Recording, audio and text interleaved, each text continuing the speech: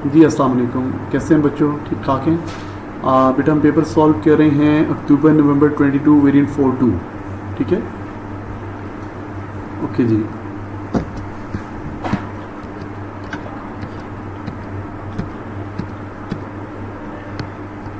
Question number 1, define gravitational field.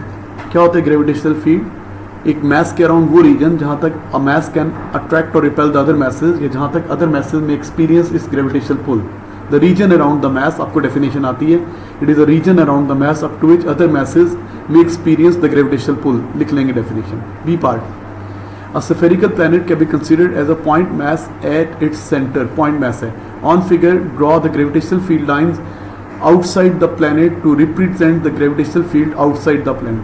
Gravitational field line बनानी है तो आपको पता है रेडियली इनवर्ट बना देंगे। एक लाइन क्यों बनाई ना, एक इसके ऑपोजिट बनाएंगे। इतनी लेंथ की बनाएंगे बेटा। अब एक लेंथ ऊपर बना दें, इतनी लेंथ की बनाएंगे। पहले बेहतर है कि सर्कल बना लें, इसके अराउंड एक सर्कल बना लें और उसकी अंदर अंदर की लाइनें बना लें, और फिर रेडियली इनवर्ट्स लाइन बना देंगे। Radially inverts, you know,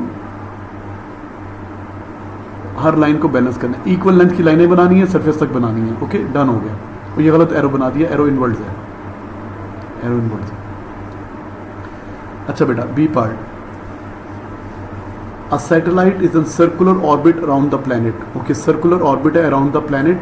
explain with the reference to your answer why the path of satellite is circular. Okay, earth के अराउंड प्लैनेट का पाथ सर्कुलर क्यों है? ये अर्थ है ना, प्लैनेट इस ऑर्बिट पे घूम रहा है। देखो बेटा, प्लैनेट यूं जाना चाहता है ना, उसकी वेलोसिटी टेंजेंशियल होती है ना, तो जो फोर्स लग रही है ना, फोर्स लग रही है radially inverts. Gravitational field line inverts है ना, तो इसका मतलब है सिर्फ फोर्स इस तरफ को लग रही है। जिस तरफ ग्रेविटेशनल फील्ड लाइन है इस पे ग्रेविटेशनल फोर्स इनवर्ट्स लग रही है। तो क्या बोलेंगे? The gravitational force is radially inwards perpendicular to velocity. Gravitational force is radially inwards perpendicular to velocity and speed of satellite is uniform. Speed उसकी यूनिफॉर्म है ना, तभी उसका पाथ सर्कुलर बनेगा। स्पीड इज यूनिफॉर्म, ठीक है जी, स्पीड इज यूनिफॉर्म। अच्छा, उसके बाद next, an object was at rest on the earth. An object was at rest on the earth at the equator. अर्थ के इक्वेटर पे ये अर्थ बनाते हैं, ये इसका एक्सिस बनाते हैं, ये इक्वेटर बनाते हैं। यहाँ पे एक ऑब्जेक्ट है जिसका मैस m है और ये रेस्ट फरमा रहा है। अच्छा भी आगे कहता है, रेडियस ऑफ अर्थ आपको गिवन है बेटा, रेडियस ऑफ अर्थ गिवन है। Determine the centripetal acceleration of the object. Centripetal acceleration निकालना है। ए के फार्मूला आपको पता है, a is equal to v omega होता है, a is equal to r omega square होता है, a is equal to v square over r होता है। तो कौन सा फार्मूला लगेगा? ये लगेगा, ठीक है। सबसे पहले ओमेगा निकालना है। ओमेगा क्या होता है? 2 pi over time period. 2 pi over time period, तो टाइम पीरियड कितना है? 2 इंटू 3.14। अर्थ कितनी देर में अपना राउंड कंप्लीट करती है? 24 आवर्स में। 24 इंटू 3600 सेकेंड्स। बेटा आपके पास ओमेगा की वैल्यू आ जाएगी, ठीक है। ओमेगा की वैल्यू है और आर की वैल्यू है। अब ओमेगा की वैल्यू क्या आ रही है पता है आपको? 0.034। आगे बस, मुझे लग रहा है कि ये हमने सही नहीं किया। बड़ी वैल्यू 86,400 से डिवाइड करो 6 को, तो ये आता है, मुझे लगता है ये ए का एक्सेलरेशन आंसर। बेटा ये एक्सेलरेशन का आंसर आया है, ओमेगा का आंसर नहीं है। A is equal to r omega square. अब आर की वैल्यू कितनी है? 6.4 इंटू 10⁶ इंटू ये जो ओमेगा का पीछे ऊपर आंसर आया ना ओमेगा का, वो यहाँ पे डाल देंगे और फाइनल आंसर आपका आंसर आ रहा है 0.034 मीटर पर सेकेंड स्क्वायर, ठीक है। ओमेगा का आंसर आ जाएगा ना यार, तो यहाँ पे डाल देंगे। ये आपके पास आ गया acceleration. Describe how the two forces acting on a object give rise to the centripetal acceleration. अब इस ऑब्जेक्ट पे दो फोर्सेस एक्ट कर रही है, वो कैसे? देखो इसके ऊपर क्या एक्ट कर रहा है? एक तो इसका वेट एक्ट कर रहा है ना, वेट, और यहाँ से क्या है? ऊपर को क्या एक्ट कर रहा है? Normal reaction. ये दोनों बैलेंस नहीं है, ये दोनों बैलेंस नहीं है। आपको पता है ना, हमने पढ़ा हुआ है, जो अर्थ की अट्रैक्शन होती है, ग्रेविटेशनल पुल, वो कुछ घुमाने में यूटिलाइज हो जाती है, प्लस कुछ पुश बन जाती है, पुश वेट नॉर्मल रिएक्शन बन जाती है। तो बेसिकली सेंट्रीपिटल फोर्स किसके इक्वल है? सेंट्रीपिटल फोर्स किसके इक्वल है? Fg माइनस पुश या नॉर्मल रिएक्शन। तो अब ये बोलेंगे कि इस पे जो फोर्सेज लग रही हैं ग्रेविटेशनल पुल्स और normal direction, they are not balanced and resultant force is equal to centripetal force. Resultant force is equal to centripetal force. इस पे जो फोर्सेज लग रही हैं वो एक नॉर्मल रिएक्शन लग रही है और वो अपोजिट डायरेक्शन में है। देखो मैंने जब ये ना भी लिखा ना अपोजिट डायरेक्शन, मैंने ये एरो बना के दिखा दिए तो मेरे मार्क्स मिल जाएंगे, ठीक है। तो ये उनका रिजल्टेंट है और ये बैलेंस नहीं है, they are unbalanced. The result, इनका जो रिजल्टेंट है वो सेंट्रीपिटल फोर्स के, इनका जो रिजल्टेंट है वो किसके इक्वल है, घुमाने में यूटिलाइज हो रहा है। अच्छा बेटा नेक्स्ट क्वेश्चन।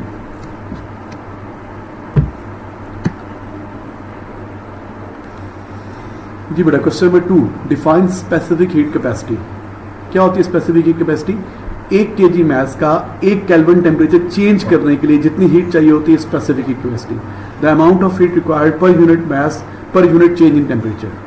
ठीक है, तो आप इसकी डेफिनेशन लिख सकते हैं, आपको आते हैं। The amount of heat required to change the temperature by unit kelvin of unit mass, या amount of heat required per unit mass to change the temperature by unit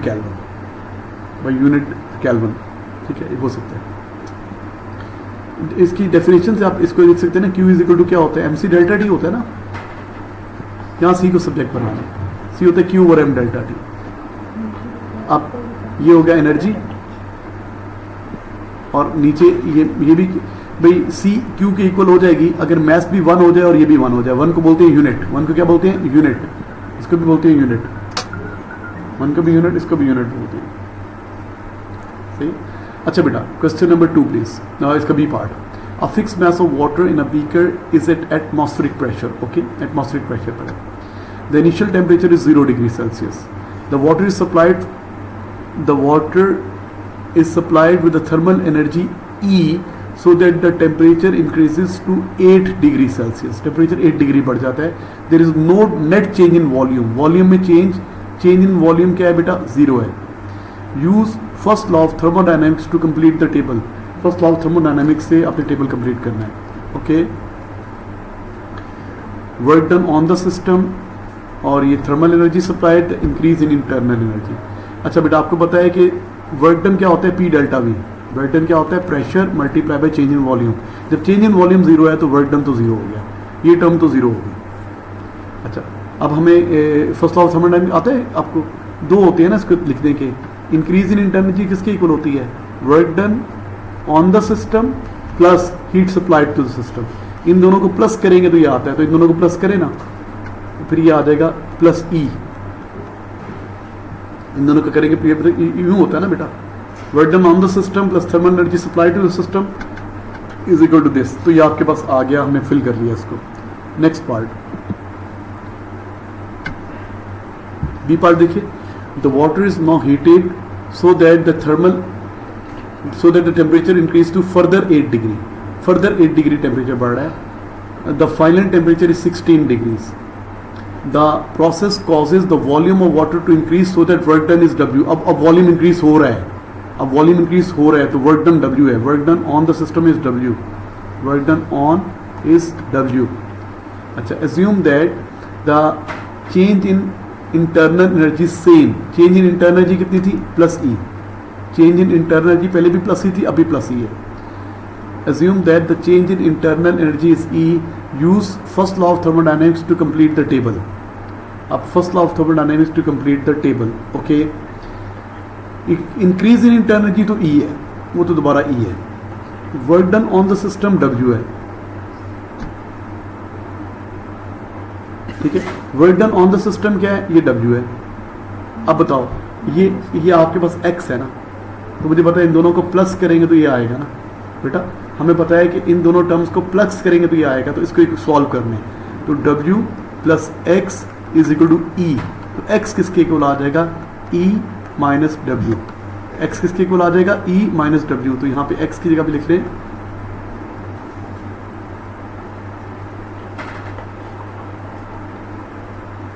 अच्छा भाई देखो हमने सही किया, work done on the system, okay. ये गलती कर दी हमने, क्या गलती कर दी, ये लिखा हुआ है work done on the system बेटा, तो वॉल्यूम बढ़ रहा है ना, वॉल्यूम इज इंक्रीजिंग। आप देखें this process the volume to increase हो रहा है, तो work done on the system बेटा ये नेगेटिव होगा, ये नेगेटिव होगा, वॉल्यूम बढ़ रहा है। अच्छा जब ये नेगेटिव होगा यहाँ पे तो उधर जाके क्या हो जाएगा, प्लस हो जाएगा। ये क्या हो जाएगा, यहाँ पे आएगा बेटा प्लस, यहाँ पे प्लस आएगा। सॉरी लिखा नहीं जा रहा, कहाँ गया मेरा कर्सर।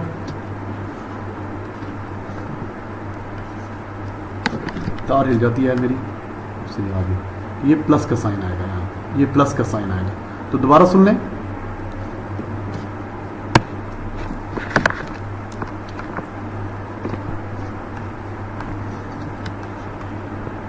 यार ये मेरे तार को क्या हो गया,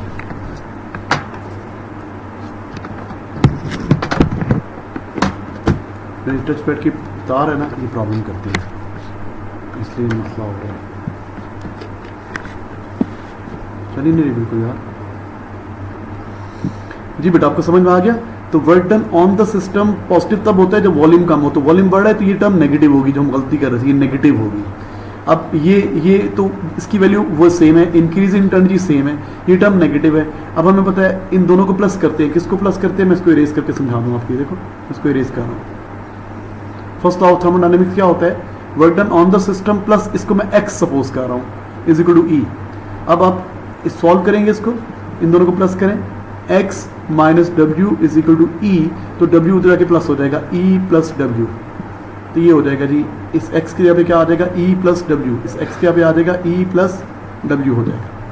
आगे कहते हैं use the information to suggest with the reason how the average specific heat capacity of the water between 8 and 16 compare with 0 and 8। बेटा 0 and 8 में चेंज इन वॉल्यूम कितना था, 0। यहाँ पे वर्क डन कितना करना पड़ता, by the system, work done by the system 0 था, या ऑन भी 0 था, बाय भी 0 था। यहाँ पे वॉल्यूम को इंक्रीज होना है, चेंज इन वॉल्यूम पॉजिटिव है, वॉल्यूम को बढ़ना है, वॉल्यूम को बढ़ने के लिए आपको एक्स्ट्रा वर्क डन करना पड़ेगा, तो आपको ज़्यादा हीट एनर्जी सप्लाई करनी पड़ेगी। वैसे भी देख लो यहाँ पे ज़्यादा हीट एनर्जी सप्लाई करनी पड़ेगी है ना, ई प्लस डब्ल्यू, आपको ज़्यादा हीट एनर्जी सप्लाई करनी पड़ रही है। 1 केल्विन बढ़ाने के लिए आपको ज़्यादा हीट एनर्जी सप्लाई करनी पड़ेगी, तो specific heat capacity will increase, specific heat capacity will increase. Specific heat capacity क्या होती है, 1 kg मास का 1 केल्विन टेम्परेचर इंक्रीज करने के लिए the amount of heat required is specific heat capacity. पहले चेंज इन वॉल्यूम 0 था, आपने वॉल्यूम चेंज ही नहीं करना था, तो आपको खाली टेम्परेचर इंक्रीज करना था, तो स्पेसिफिक हीट कैपेसिटी कम थी। अब आपने दोनों काम करनी है, टेम्परेचर भी इंक्रीज करना है और साथ में वॉल्यूम भी इंक्रीज करना है, तो आपको ज़्यादा एनर्जी चाहिए होगी ना, तो स्पेसिफिक हीट कैपेसिटी बेटा बढ़ जाएगी। नेक्स्ट बेटा क्वेश्चन नंबर 3 प्लीज। देखो आप देखो थर्मल के 2 क्वेश्चन आते हैं हमेशा, कम अज कम। The equation of the state of the gas is given by P is equal to NKT, state the symbol, आपको होता है P प्रेशर है, V वॉल्यूम है, N नंबर ऑफ मॉलिक्यूल्स है, K बोल्ट्जमैन कांस्टेंट है, T एब्सोल्यूट टेम्परेचर है, सबको पता है। Use the idea to show that every translational kinetic energy is given by, आपने ये डेराइव करना है, ये आपको डेराइव करना है। तो हमारा फार्मूला क्या है, PV, हमारा फार्मूला क्या है, PV is equal to NKT है ना फार्मूला। अब PV is equal to NKT ये आ गया। अब इसकी जगह पे क्या करते हैं बेटा, अच्छा हमारा एक और फार्मूला भी होता है, P is equal to what, 1/3 rho mean square speed, पता ना आपको। अब इसकी जगह पे लिख लें आप, उसको एक्सपेंड कर लें, P इज इक्वल टू 3 को भी ले जाए, 3P, रो की जगह पे क्या लिख लेंगे, NM/V, ये हो गया। V को उधर ले जाएं तो क्या गया, 3PV is equal to NMC square. अब PV की जगह पे क्या लगा देंगे, ये लगा दें NKT, 3NKT is equal to NMC square, MM से कट गया। अब देखो 3KT is equal to MC square रह गया ना, तो काइनेटिक एनर्जी में आपको क्या चाहिए होता है, हाफ चाहिए होता है ना, तो हाफ दोनों तरफ मल्टीप्लाई कर दें, हाफ यहाँ भी मल्टीप्लाई कर दें, हाफ यहाँ भी मल्टीप्लाई कर दें, तो क्या बन गया, ये बन गया लेफ्ट साइड क्या बन गई, 3/2 KT इज इक्वल टू ये half MC square, kinetic energy half MC square, ये काइनेटिक एनर्जी बन गई। तो डेराइव्ड, हमने डेराइव कर लिया, आपके नोट्स में भी हुआ, आपको याद होगा। अच्छा आगे कहते हैं,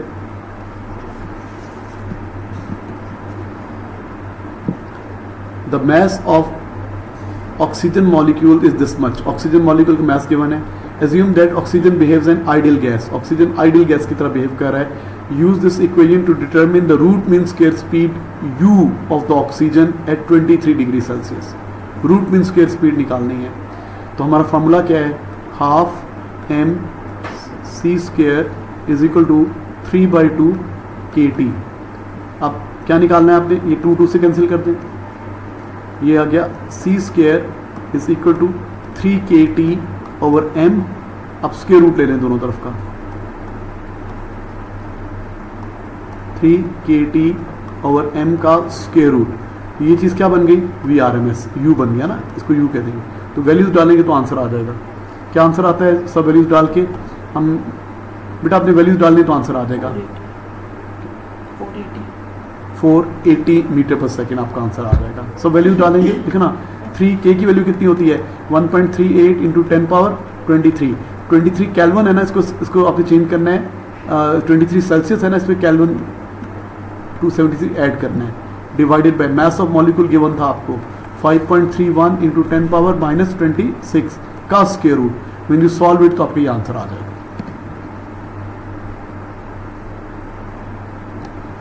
आगे कहते हैं, a fixed mass of oxygen gas is initially at pressure P. It's sealed in a cylinder container movable piston at one end as shown. Okay, यहाँ पे गैस है, ऑक्सीजन गैस है और ये मूवेबल पिस्टन है। The temperature is 23 degree Celsius. The piston is slowly moved into the cylinder. आगे अंदर लेके जा रहे हैं, वॉल्यूम कम कर रहे हैं बेटा, इसको आगे मूव कर रहे हैं, ठीक है। ऑक्सीजन कंप्रेस हो रही है। All the time the gas and the container remains in thermal equilibrium with the surrounding. मतलब टेम्परेचर कांस्टेंट है। थर्मल इक्विलिब्रियम का मतलब क्या हुआ, जितना बाहर का टेम्परेचर है उतना अंदर का टेम्परेचर है, टेम्परेचर चेंज नहीं हो रहा, ठीक है, या आइसोथर्मल चेंज है, टेम्परेचर चेंज नहीं हो रहा। On figure 3.2 sketch the variation with time t of the RMS speed. RMS speed बेटा, जब टेम्परेचर चेंज नहीं हो रहा तो RMS स्पीड क्या होगी, कांस्टेंट होगी। RMS स्पीड क्या होगी, कांस्टेंट होगी, root mean square speed constant होगी। अच्छा, question number 4 please. Figure 4.1 shows the variation with time t of the height h above the ground of an object of mass 36 kilograms. एक 36 kilogram के mess का height time graph है, कभी height बढ़ रही है कभी कम हो रही है, और इससे क्या होगा, पानी पे फ्लोट कर रहा होगा ना, ये पानी है ना, पानी पे फ्लोट कर रहा होगा, और ये पानी की हाइट कितनी होगी, 10 मीटर्स होगी ना इसकी मीन पोजीशन।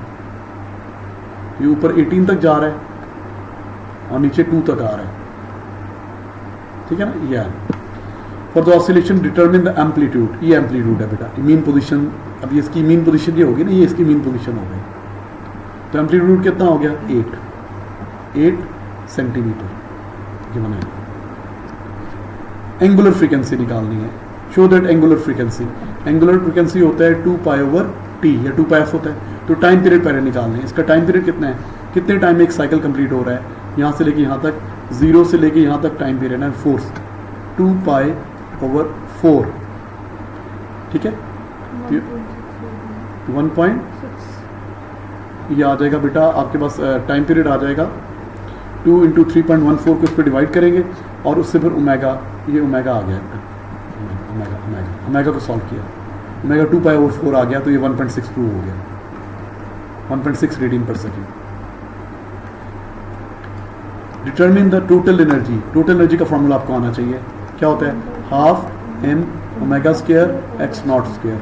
सब वैल्यूज हैं आपके पास है। हाफ मैस कितना था, उसका मैस गिवन था 36 किलोग्राम्स। ओमेगा का जो आपका आंसर आया ना, राउंडेड ऑफ आंसर नहीं, एक्चुअल आंसर जो भी आया वो यूज करेंगे।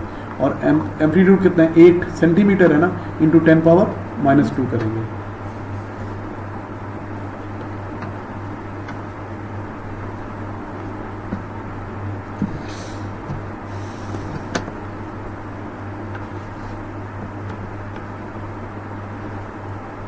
Eight into 10⁻⁻2 whole square solve करेंगे तो एनर्जी जॉल्स में आ जाएगी। क्या आती है आंसर जी, 0.29 जॉल्स। बेटा मेथड यही है, ऐसे करेंगे। Half omega square x not square, unit का ख्याल रखिएगा please.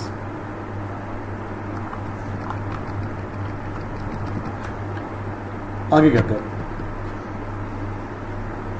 Use figure to sketch a variation with height of kinetic energy.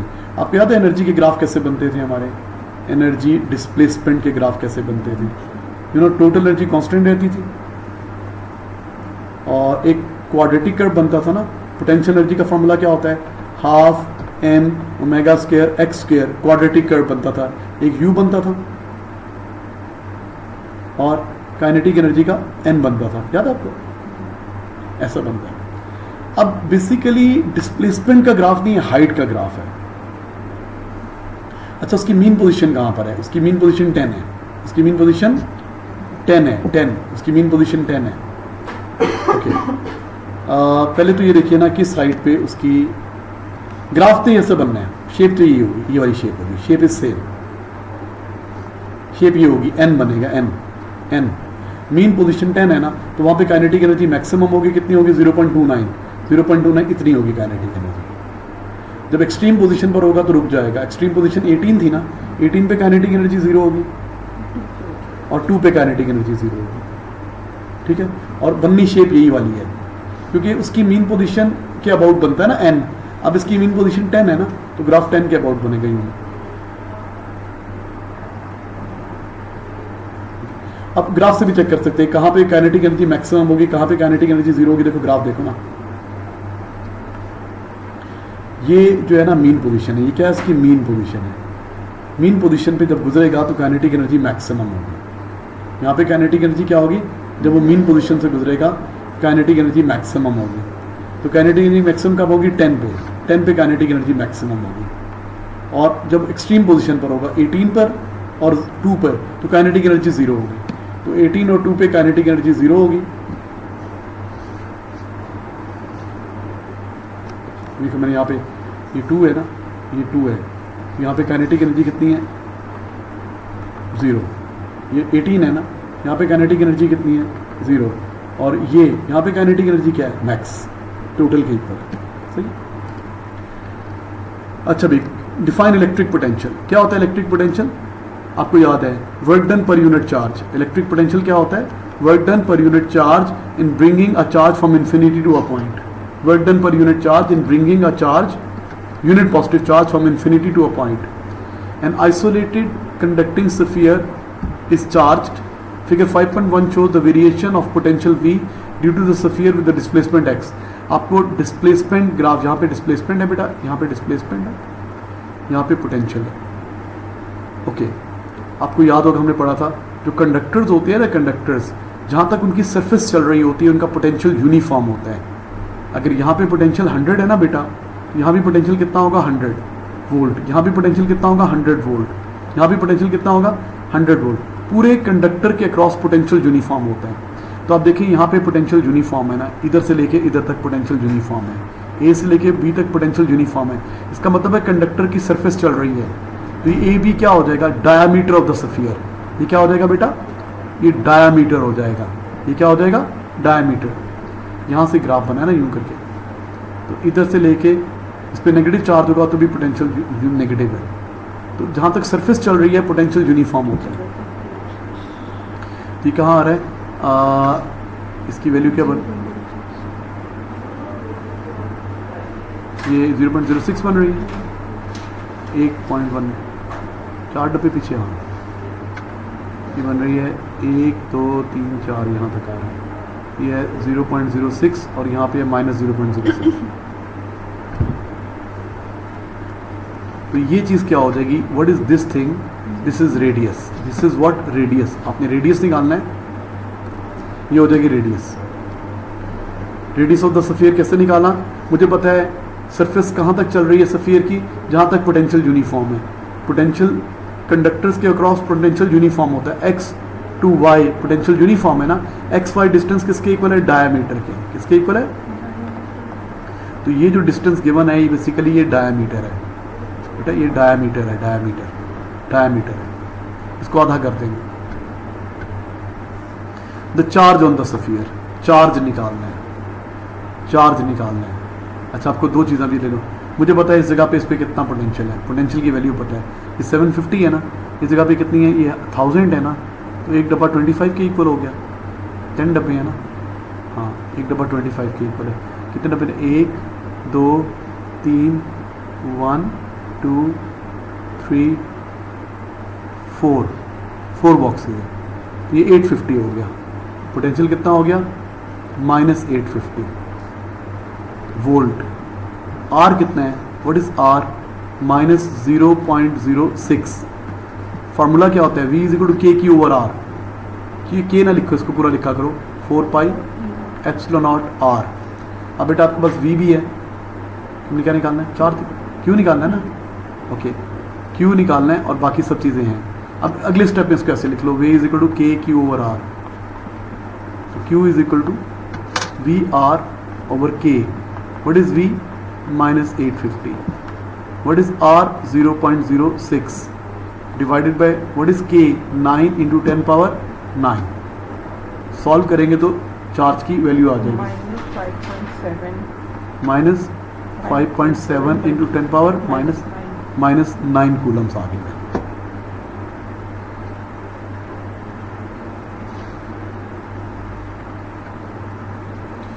The two spheres are identical. The two spheres are identical to sphere B. Each sphere has same charge as in B. The spheres are held in vacuum so that their centers are separated by distance 0.6, 0.46. ये दो spheres हैं, इनके centres के दरमियान distance कितना है, separation कितनी है, दोनों पे सेम चार्ज है, इससे भी माइनस क्यू है, इससे भी माइनस क्यू है, same charge. Assume that the charge on each sphere is point charge at the center of the sphere. Calculate the electrical potential energy. Electrical potential energy system की होती है, उसका formula होता है K Q1 Q2 over R. K is equal to 1 over 4 pi epsilon naught. अब Q1 Q2 same है तो square कर देंगे, तो EP is equal to K Q square over R. No values डाल दें, K 9 इंटू 10 पावर 9, Q की value हमने पिछले पार्ट में निकाली थी, कितनी थी, 5.67 माइनस 9 का होल स्क्वायर हो जाएगा, डिवाइडेड बाय R की वैल्यू है 0.46। सॉल्व किया तो आंसर क्या आता है बेटा, 6.3 इंटू 10 पावर माइनस 7 जाओ, ये आंसर आ जाएगा, चेक कर लीजिएगा आंसर बेटा। The two spheres are released simultaneously, repel कर रही हैं, so that they are free to move. Describe and explain the subsequent motion. तो क्या हो गए, वो एक्सेलरेट करेंगी, है ना, इन पे भी नेगेटिव चार्ज है, इन पे भी नेगेटिव चार्ज है, ये अभी रेस्ट पर हैं, दे रिपेल ईच अदर, क्या करेंगे, एक दूसरे को रिपेल कर रही हैं, तो एक्सेलरेट करेंगी और जब स्पेस पे चलेंगी तो बाद में इनकी स्पीड यूनिफॉर्म हो जाएगी। जब तक एक दूसरे की फील्ड में है रिपेल करती रहेंगी और एक दूसरे के ऑपोजिट चली जाएगी, ऑपोजिट जाएंगी। और क्या लगेगा, क्यों ऑपोजिट क्यों जाएंगी, क्योंकि रिपेल कर रही है और मोमेंटम कंजर्व है, इनिशियल मोमेंटम 0 है, तो फाइनली जितना ए को मिलेगा उतना बी को मिलेगा। They will move in opposite direction with the same speed. पहले एक्सेलरेट करेंगे, सेम एक्सेलरेशन होगा, फिर बाद में जब फील्ड के बाहर चले जाएंगे तो स्पीड यूनिफॉर्म हो जाएगी। ठीक है, मैं जरा पॉइंट देख लूँ बाकी स्कीम वाले।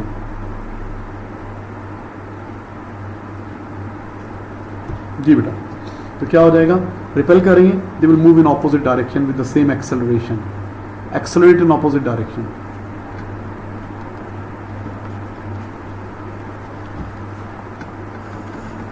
Same final speed, same speed opposite direction में, क्यों, मोमेंटम कंजर्व है।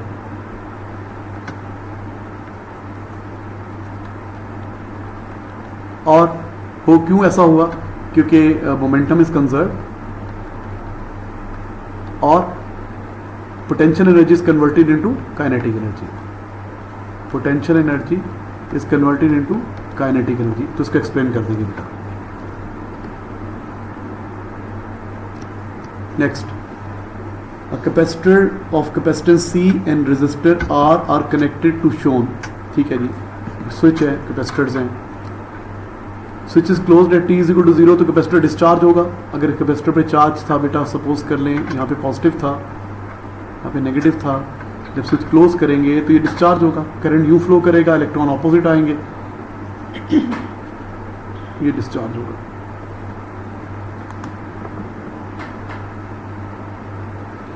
अच्छा, initially the capacitor is charge, the switch is open, उसके बाद क्या है, द स्विच इज, फिर क्यों नहीं रहा, कराना पड़ेगा सही इसका switch.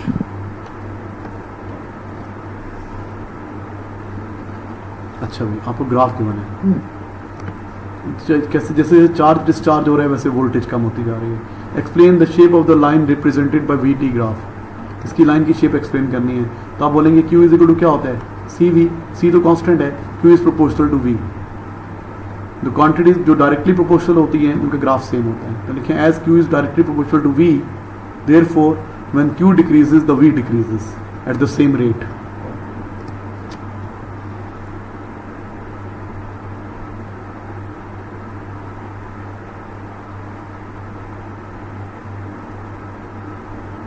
Okay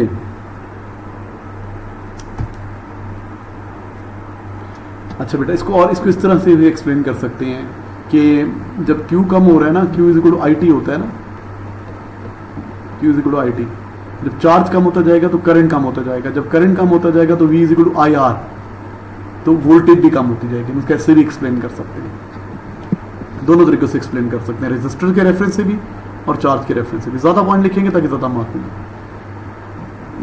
use figure this to show that the time constant is this much. Time constant tau किसके इक्वल होता है, CR के. कैपेसिटेंस इनटू रेजिस्टेंस, दोनों चीजें गिवन है आपको.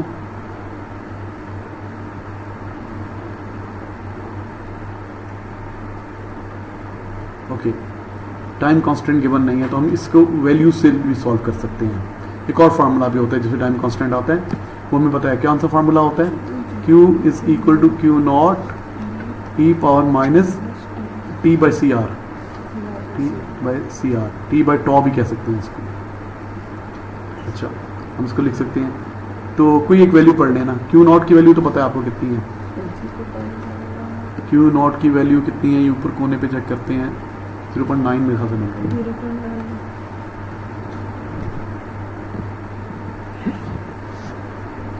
ये वैल्यू बन रही है 0.9 मिली कूलम जी. Q नॉट की वैल्यू है आपके पास,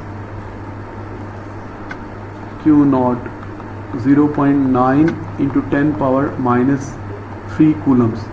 Q किसको कौन सी वैल्यू पढ़ना आसान है, Q और टाइम जो वैल्यू पढ़ना आसान है, जो वैल्यू पढ़, ये आखिर वैल्यू पढ़नी है 15 सेकंड के बाद.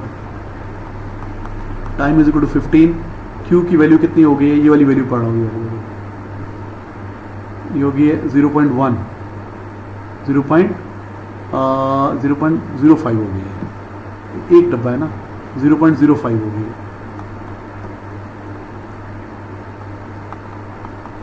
अब फार्मूला में डाल दें. Q is equal to Q not e power minus T over tau. Tau होता है ना टाइम कांस्टेंट. मैं यहाँ पे लिख रहा हूँ बेटा, उस पार्ट को यहाँ सॉल्व कर रहा हूँ, पार्ट वो नीचे वाला सॉल्व यहाँ कर रहा हूँ. तो Q की जगह पे लिख दें 0.9 इंटू 10 पावर माइनस 3, और Q क्या हो जाएगा, नहीं गलत लिख दिया, यहाँ पर आएगा 0.05 into 10 power minus 3. Q not कितने इक्वल है, 0.9 इंटू 10 पावर माइनस 3 टाइम ई पावर, टाइम की वैल्यू कितनी है 15 ओवर टॉ निकालना है आपने. तो 10 पावर माइनस 3 से घट गया, क्या रह गया 0.05 ओवर 0.9 डिवाइड हो गया, और ई उधर जाके क्या बन जाता है, नेचुरल लॉग बन जाता है. इज इक्वल टू क्या रहेगा, -15 ओवर टी, टाइम कांस्टेंट. अब सॉल्व करेंगे तो बेटा टी की वैल्यू आ जाएगी आपके पास. टाइम कांस्टेंट की जो भी वैल्यू आप लिखते हो. Use information to determine the capacitance. अब कैपेसिटेंस निकालना है. टॉ की वैल्यू आई थी, मैं मार्किंग स्कीम में देख लेता हूँ क्या आई थी. मेथड वही है बेटा, मेरे पास कैलकुलेटर नहीं है, इससे मार्किंग स्कीम से.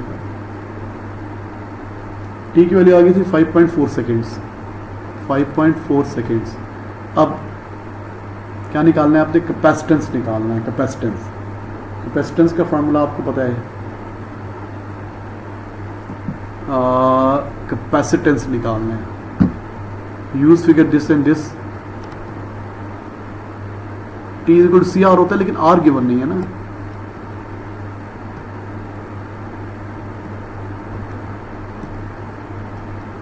कैपेसिटेंस निकाल सकते हैं ना. हमारा फार्मूला होता है Q not, Q is equal to C V होता है ना, सी वी नॉट. दोनों वैल्यू यूज कर लें. Q नॉट की वैल्यू यूज करें ना, 0.9 इंटू 10 पावर माइनस 3. सी आपने निकालना है. वी नॉट की वैल्यू यूज कर लें, वी नॉट की वैल्यू दरमियान में आना है, बिल्कुल बिल्कुल दरमियान में 7.5 वोल्ट। तो बेटा सी आ जाएगा, Q इज इक्वल टू सी भी यूज़ किया और यहाँ से सी आ जाएगा। T is equal to C R होता है, लेकिन बेटा आपके पास आर नहीं था, तो कैपेसिटेंस आ जाएगा आपके पास। कैपेसिटेंस की वैल्यू आती है 120 माइक्रोफेरेड। 1.2 इंटू 10⁻⁻4 आ रही है ना।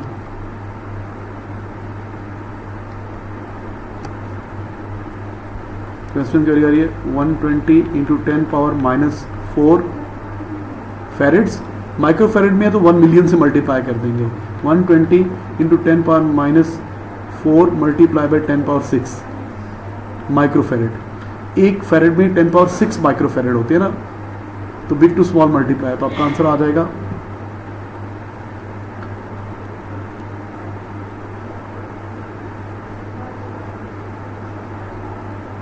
ये था 1.2, ये 1.2 था, तो 1.2 है। 1.2 इंटू 10 आ जाएगा 120 microfarad.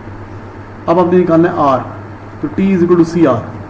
T is equal to C R लगाएंगे तो बेटा आर आ जाएगा, इसे कोई मसला नहीं है, ठीक है ना।